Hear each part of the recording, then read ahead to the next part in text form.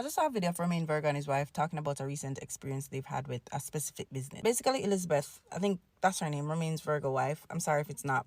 But she was looking at a place to have her baby shower because she didn't have a baby shower with her first child. So she was like, you know what, let me go all out with the second. They had a venue in mind, but they wanted some drapes to kind of put in, I don't know if it's a restaurant, but they want some drapes to kind of separate their area where they're going to stay, just for a little privacy. A request was made to the owner. Basically, the owner went ballistic. The owner said that not only will they not accommodate this, but they've had more people who spend more money than Romain Virga and his wife, and they've never made this request. So how dare they?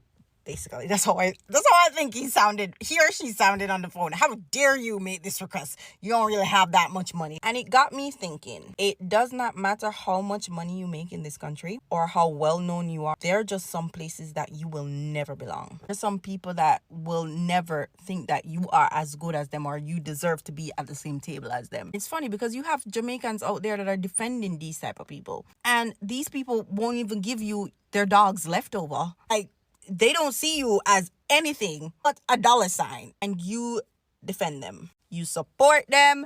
You laugh, you kiki with them, you haha with them. I don't know if it's like Stockholm syndrome, or I don't know if it's the way that people want to belong. You have to be aware of who you're supporting. And to that business owner, it's giving never see come see. Because apparently he or she started name dropping about how many persons or the type of people in business or whatever that's been to their establishment. Frightened? That you must frighten. Anybody who start name dropping in a conversation, I'm like, okay, this person is not used to anything. I'm just really sorry it happened to them. But it's just a reminder to us that it really don't matter how successful you are. Some people will just never accept you, and that is fine. Go where you're accepted and go where you're treated right. Hello everyone, welcome back to Trending Pulse Worldwide. If you've been here before, thank you so much for sticking with me. I truly appreciate every single one of you. And to all the new viewers, my name is Amy and welcome to the channel. Feel free to hit that subscribe button if you love real talks and real reactions on issues that matter. So, today we are talking about something that's often ignored but felt every day. Classism in Jamaica. Now, just in case the term is new to you, classism is when people are treated unfairly or judged based on their social class, like how much money they have, where they live, what kind of job they do, or even how they speak. And in Jamaica, this shows up in some painful ways, and people are finally speaking up about it. So let's get into more of what Jamaicans are saying, then I'll be back and we can have this discussion. Thank you for this comment, because the intersection of classism, racism, and colorism in Jamaica is a much needed topic. And one of the things that I learned when I started looking into the history of all this is that integral to the whole concept of Jamaica's development post-colonialism was that we not talk about it. Do you understand? It was conditioned. It was a conditioning of the people to not discuss this. All the research on race in Jamaica talk about this silent topic that everyone knows, like everyone knows that this is happening and no one talks about it. And that's why anytime the issue comes up, you will see a whole bunch of people say, this has nothing to do with racism. This is an American thing. We have classism, yes. We have colorism, yes. But there's no racism here. A bunch of people are running up and are not understanding the intersectionality that is going on. Classism, racism, and colorism are intertwined in Jamaica. One does not exist without the other. And they are all the children of white supremacy. They are all born out of white supremacist culture that was handed down to us through colonialism. It took the United States more than 150 years after independence to have its racial reckoning with the civil rights movement in the 1960s. Jamaica has not yet had its racial reckoning. We have not yet gotten to the point where the majority of the people who are being marginalized, the people who are being denied access to the resources of the country they call home, the people who every day are subjected to the ills of racism, classism, and colorism in Jamaica. We have not yet gotten to the point where these people en masse are prepared to stand up for their rights against the minority non-black elite. But I strongly believe that a racial reckoning will happen in Jamaica.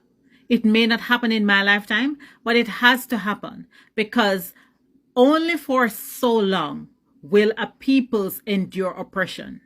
And I believe we're still being oppressed. And just as African Americans stood up in the 1960s and said enough is enough, I firmly believe that this day of reckoning will come to Jamaicans one day. Classism is very, very, very here and here to stay in Jamaica. It's in the entertainment business. It's in the workplace. Prevalent in the workplace. Classism is definitely the thing in Jamaica. It's actually more rampant than we think. Oh, you look a certain type of way, talk a certain type of way. Because you see those people, their aim is always to dress up, look nice, and go out. There's no room up there. Face the reality. It is insecurity, because we're talking about the legacy of colonialism, where we inherited values that told us nothing black, no good. Majority of the people are black, so the majority of us no good. So our language is not good. It's broken English, is corrupt English. It's the language we've created out of the African languages that we brought here in our heads, plus the various dialects of English that we were forced to learn. So the problem is that for the elite, Jamaican popular culture is African, and for them, Africa is negative. So there's this insecurity about recognizing that what is distinctive about Jamaica is exactly what the elite reject, because they're so into aping first British and now American culture. They're looking at the beef, Tan Travel and Ganja JAL, the so-called manufactured beef, where they were all talking about classism, which does exist in Jamaica.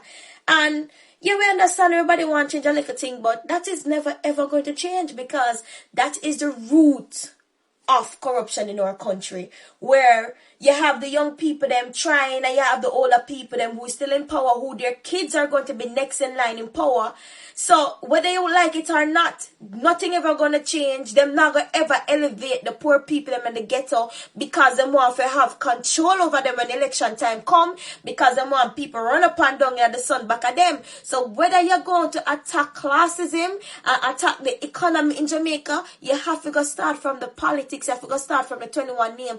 Until then, there is never ever going to be a change in Jamaica. It's quite sad to see, but not surprising, especially when you realize how deeply classism is woven into everyday life in Jamaica. Not about race this time. This is Jamaican judging Jamaican. If you don't sound uptown, if you didn't go to a certain school, or if you live in a certain parish, automatically seen as less than, and that's not right. And the worst part is, this type of discrimination happens among people who look the same skin color, the same history, the same island. It's a leftover mindset from colonial times, and it's still messing with people's lives today. You find that people are being passed over for jobs, denied opportunities, or treated with less respect, not because they're not good enough, but because they don't look or sound like what societies consider successful. And listen, classism isn't unique to Jamaica. It's everywhere. But in places like Jamaica, where community should be everything, it just hurts more, because if your own people are looking down on you, where do you go for support? So let's talk about it. Have you ever experienced classism either in Jamaica or somewhere else? Do you think society can really move forward if this mindset continues? Guys, drop your thoughts in the comments, because your voice matters. And if you're feeling this conversation, make sure to like, share, and subscribe for more videos like this. We are just getting started, like I say, and there's so much more to uncover together right here on Trending Pulse Worldwide. Thank you so much for watching, and I'll catch you in the next video. Bye.